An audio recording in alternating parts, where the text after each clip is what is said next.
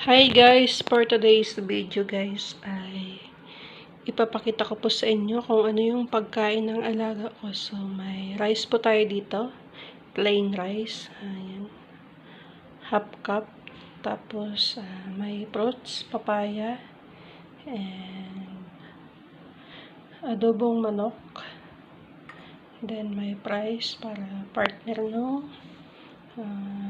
adobo natin, tapos may lumpiang togi po tayo at yung sausawan niya, may ketchup at suka, then yung water niya. So kailangan yung water niya malamig guys, ayaw niyang uminom nung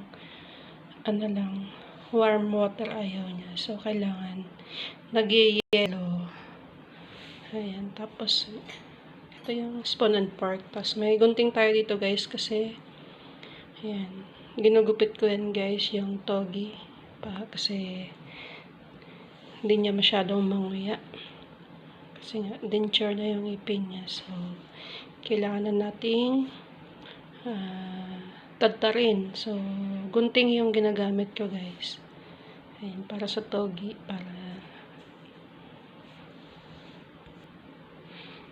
para mabilis niyang manguya.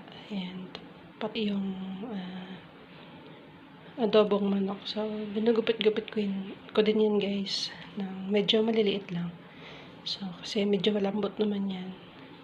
So, yun lang. Diba? So, halos lahat yan guys, maubos niya. Lahat ng tapos may iwan lang yung rice. So, diba?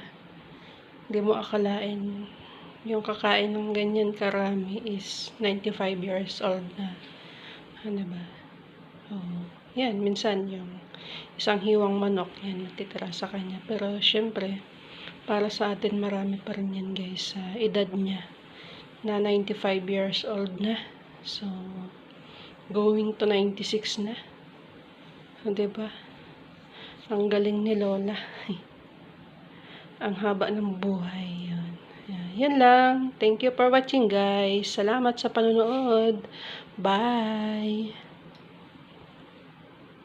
Bye-bye.